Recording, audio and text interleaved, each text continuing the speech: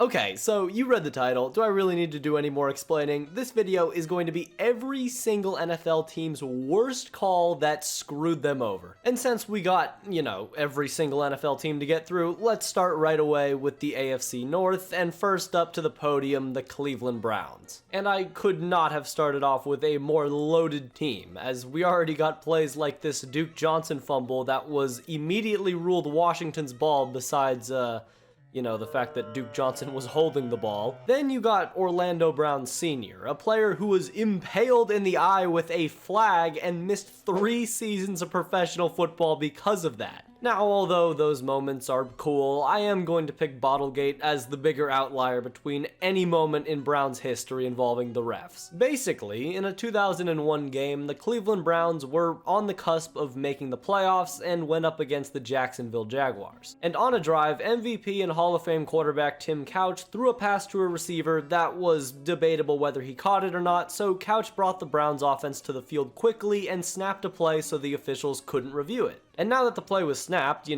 refs couldn't review it because that's against the rules, and that'd be crazy if they went on to the... We'll be looking to see if the last pass was incomplete or complete.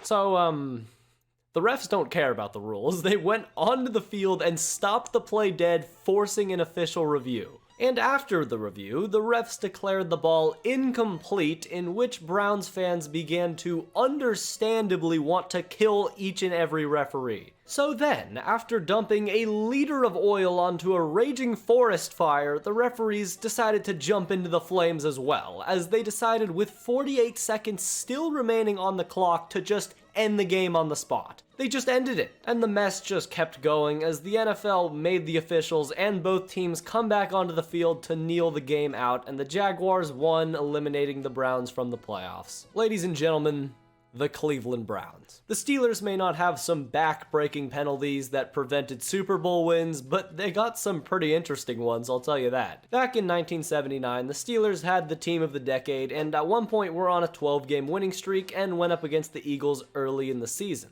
And although things weren't exactly going in their favor, later in the game they were able to mount a comeback and got into position to kick an onside kick to try to regain possession. And this led to a very clean onside kick, which did go 10 yards and did not touch any Steelers players first as they recovered the kick, but the refs had other plans. The Eagles got possession and kneeled out the game into a win, but it didn't really matter because the Steelers went on to win a Super Bowl that year, unlike another Steelers team. In 2017, the Patriots played against the Steelers, and the Steelers were driving late in the game. And on the last play of their drive, Ben Roethlisberger steps back in the pocket, delivers a pass to Jesse James, who breaks the plane for a game-winning score. Yinzers and drunk Steelers fans everywhere celebrate that the Steelers are beating the Patriots. After reviewing the play, the receiver in the end zone did not survive the ground. It's an incomplete pass. So, after the catch was ruled not a touchdown, the Steelers would lose the tiebreaker to the Patriots and thus the first seed in the playoffs. The Steelers would then lose to the Jaguars in the divisional round, where they would watch the Patriots walk to the Super Bowl from their couch. For the Ravens, I'm just gonna stick to when they were actually the Ravens and not the old Cleveland Browns, just to make things simpler. And their biggest officiating disaster came in 2015 against the Jacksonville Jaguars and the catastrophic ending to that game. So on what should have been the last play of the game, the Jaguars just didn't get set up at all, and the referees missed an obvious false start penalty, which then resulted in every lineman being confused and Blake Bortles just getting rushed with no lineman. Doing absolutely everything he can to maximize his situation, Elvis Dumervil somehow finds a way to ruin everything as he latches onto Joe Montana's face mask, which gives the Jaguars new life. After the face mask penalty, the Jaguars were able to set themselves up into chip shot field goal range, where they kicked a game-winning field goal. And as will be a theme in this video, the NFL issued an apology to the Ravens just hours later. Ouch. Also, I just thought I'd show this tackle, because holy hell. Now, for the Bengals, I really couldn't find any horrible calls, but I know every single Bengals fan is going to want to bring up Logan Wilson's holding at the end of last year's Super Bowl. And that is fair enough, but to be fair as well, there were also multiple calls throughout that entire playoff run that went in their favor. So I don't know, if you can find a better Bengals penalty, then comment it down below, because I just couldn't find anything. For the Lions,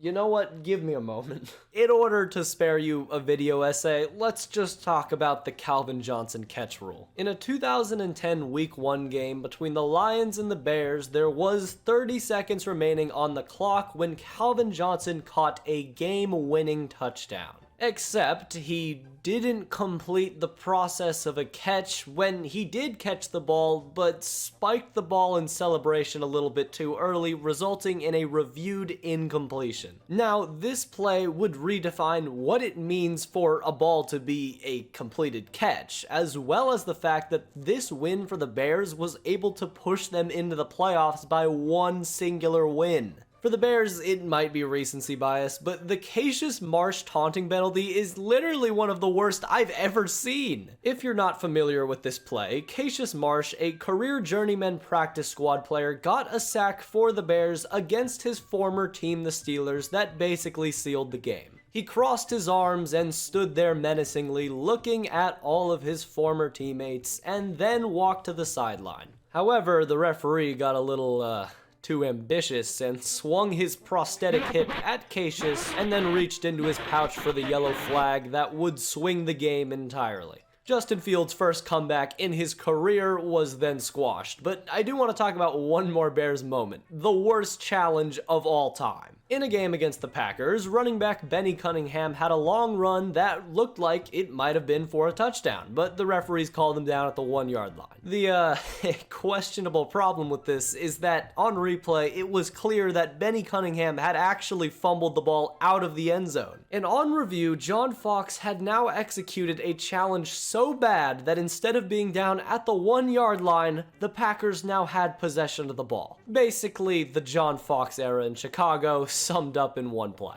For the Packers, you could make the case for a few other plays, but I think Jerry Rice's no-call fumble in the 1998 NFC wildcard is by far their most devastating. Steve Young and the 49ers were driving down the field in a game where they needed to score to win the game, and after finding Jerry Rice across the middle of the field, he appeared to have fumbled but was ruled down. And at the time, instant replay was not able to overturn plays like this, so the 49ers just kept going in their drive.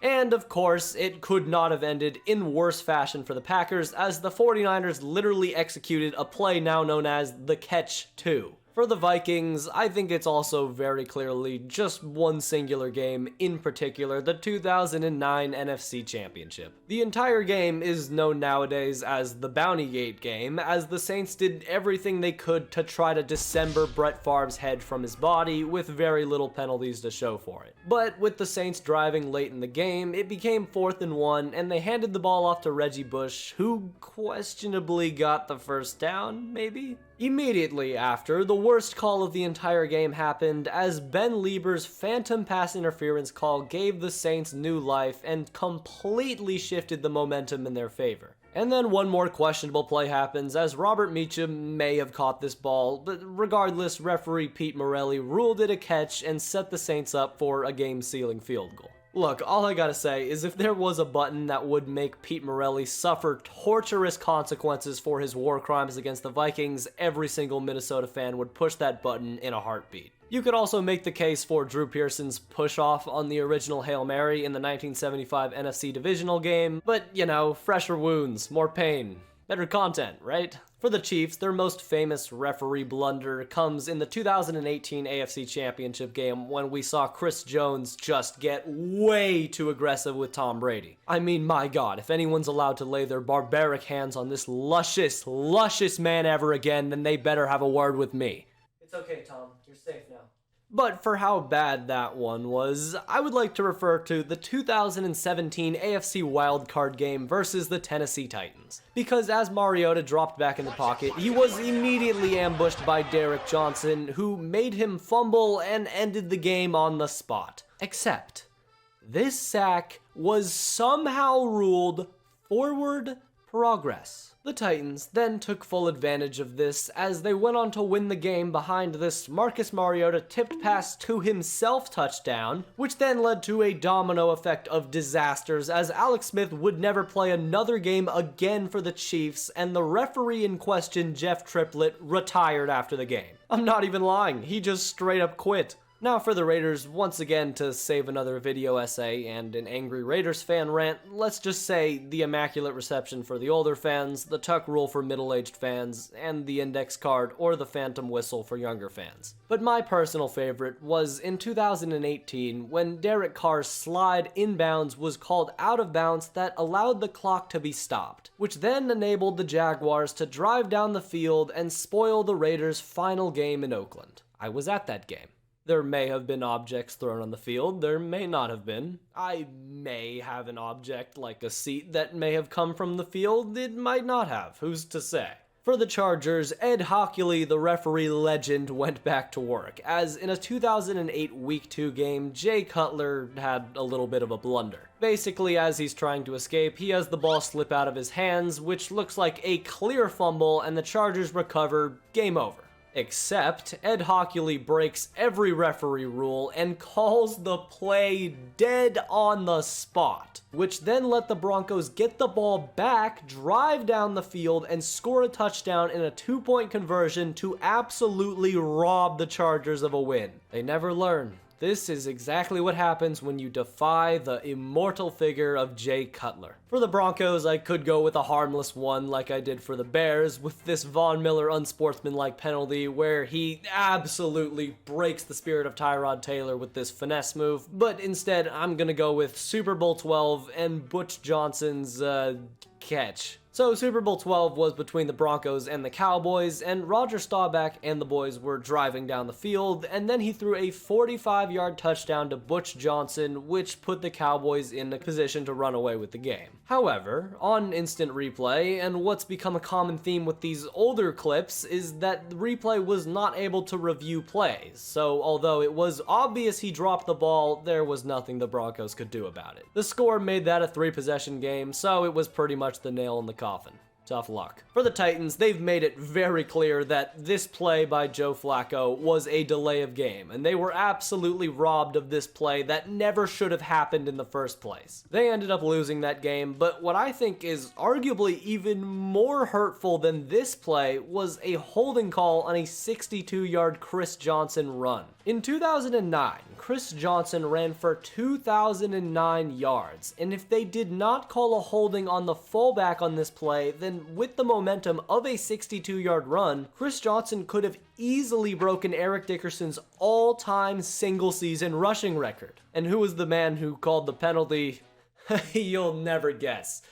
Ed Hockley, back on the job as usual. Also, I'll give a shout out to Mike Renfro's catch against the Steelers in the 1979 AFC Championship game, but I also went into that catch in great detail, so to save the pain, I'm not going to do it again. For the Colts, I also think this is probably a relatively easy one, as in the 1995 AFC Championship game, one singular play cost them the entire game. Now, completely illegal, but the refs, I guess, saw it a different way and ended up giving them 7 free points. And this ended up being pretty consequential, as the final score of the game was 20-16 in favor of the Steelers. One singular score deciding both teams' fate. For the Texans, pretty much a theme with all of these videos has been that they're just not a very old franchise, so they don't have any horrible calls that decided their franchise's trajectory. But if I still had to pick one moment, I would say their game in 2016 Mexico City versus the Raiders, where 2 plays swayed the entire outcome of the game because of the referees. A 60-yard DeAndre Hopkins touchdown was called back even though he clearly was not out of bounds, and then on a 4th and 1, when it looked like running back Hakeem Hunt had pretty clearly gotten the 4th and 1, they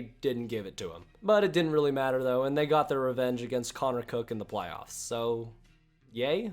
For the Jaguars, it's the 2017 AFC Championship game, bar none. This game was just smelly from start to finish. You obviously had Myles Jack's fumble that was ruled down by contact instead of having a chance to return it for some real yardage or possibly a touchdown. And I mean, just look at some of the pictures of the refs during this game. They're literally celebrating with the Patriots in the end zone. And the first guy to congratulate Tom Brady after the win, number 34. For the Arizona Cardinals, I think there are still a lot of Cardinals fans who are in about the fourth stage of denial on the Santonio Holmes catch, but I would still have to go with Kurt Warner's fumble in Super Bowl 43. Now, this one's not super brutal, but on the last play of the game, it is debatable whether Kurt Warner actually threw an incomplete pass or a fumble. But regardless, it probably wouldn't have swayed the outcome of the game, so get over it, Arizona. For the 49ers, you could make a very good case for Navarro Bowman's fumble recovery in the 2013 NFC Championship game. Basically, the Seahawks fumbled near their goal line, and Navarro Bowman pretty clearly maintains possession of the ball as he falls to the ground with a broken leg, only to get stampeded by a horde of big, strong men. But I would still give it to Ronnie Lott's holding call in the 1983 NFC Championship game. Basically, going into the fourth quarter, the 49ers were down 21-0.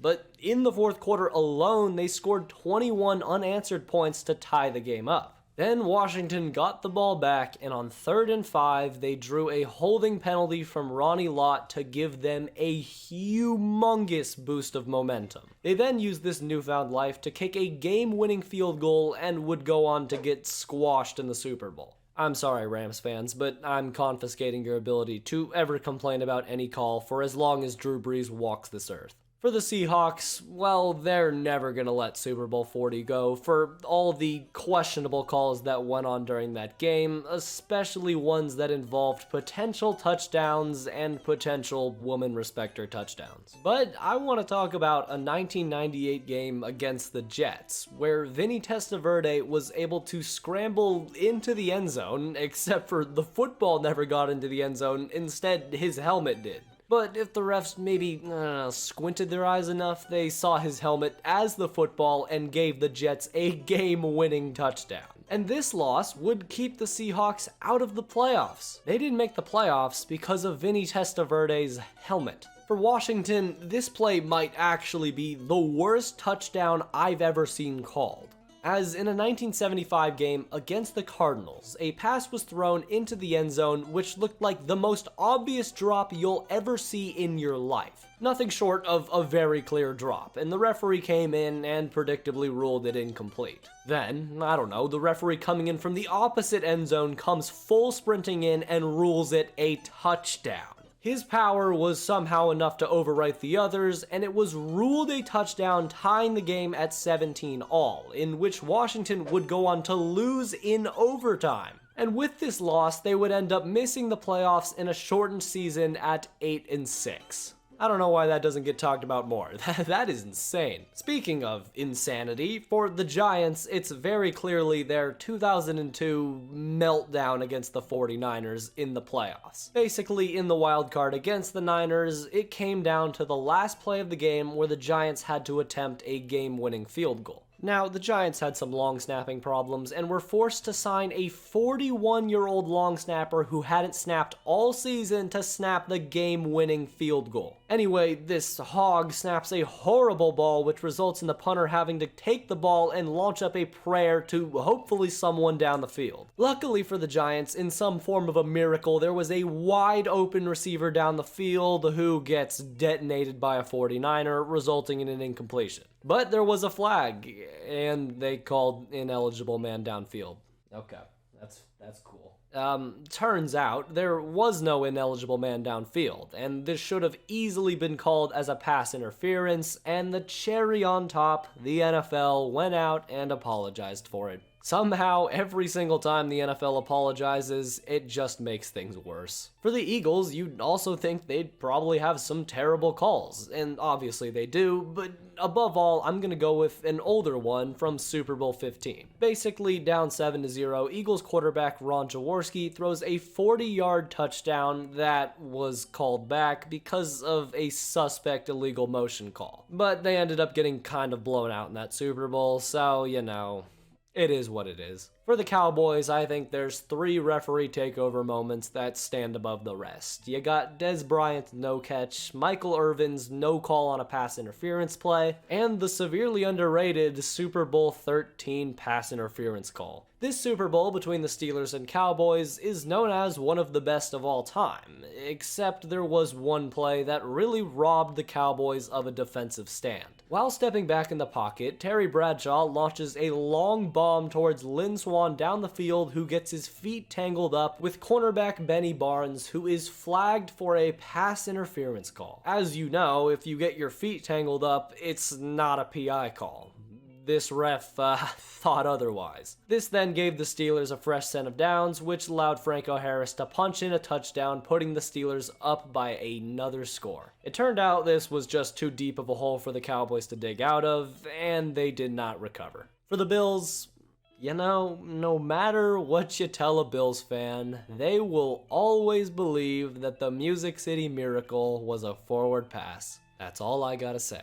For the Patriots, another extremely underrated, historically awful call came in the 1976 divisional round against the Raiders. Basically, in 1976, the Patriots were uncharacteristically really good and ended up even beating the Raiders 48-17 earlier in the regular season. So late in the game, basically with the Raiders' season on the verge of extinction, Ken Stabler drops back to pass and throws an incompletion, resulting in the Patriots winning the game. But come on, we've done this a million times. Where's the bad call? Well, it turns out that this was called a roughing the passer penalty. Keep in mind, this was in 1976, and even to this day with the soft roughing the passer rules in play, this is still an egregiously bad call. So the Raiders obviously capitalized with this penalty, moved on to the next round, and the next one, and the next one, winning the Super Bowl in the process. Absolutely gut-wrenching for the Patriots, but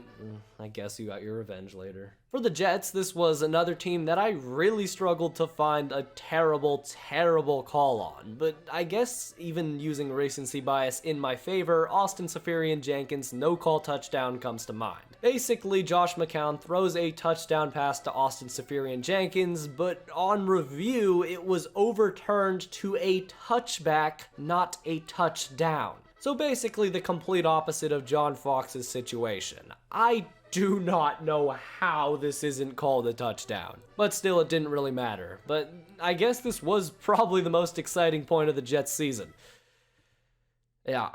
For the Dolphins, their most famous blown call in a game is definitely the famous snowplow incident in 1982. I already talked about this play in detail in the Greatest Moments video, but basically, the Patriots were trying to kick a game-winning field goal in the snow and ended up bringing out a convicted felon from the sidelines to make the kick easier. The snowplow was brought out to hollow out a little area in the field, which was completely against the rules, but regardless, the Patriots ended up kicking the kick and won the game. For the Buccaneers, we go back to 2010, where they actually had a pretty good football team. In a must-win Week 15 game against the Lions, world-renowned caregiver Kellen Winslow Jr. catches a game-winning touchdown, but it gets called back due to a ticky-tacky offensive PI call. And with this push-off being called, this resulted in the Bucs losing in overtime, missing the playoffs by one singular game. And even worse than that, they relinquished their playoff spot to the eventual Super Bowl champion Packers. And the final stamp of approval to let you know that you've been screwed over,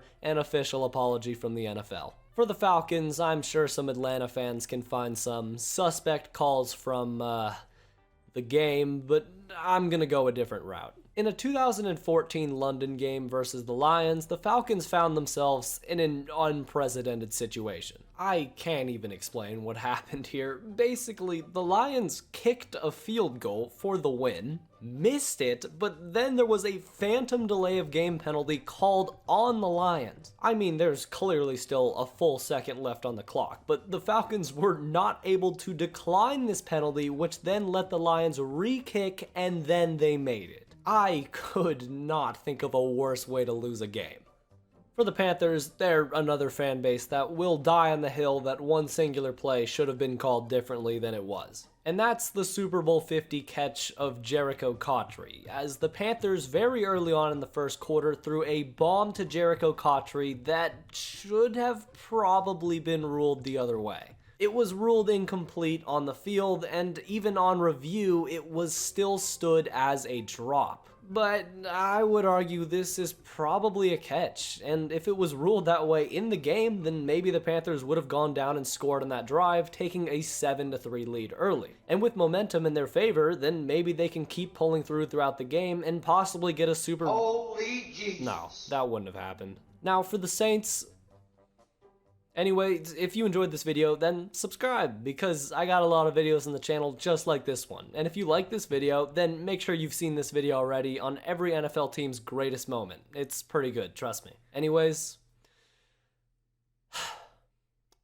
until next time.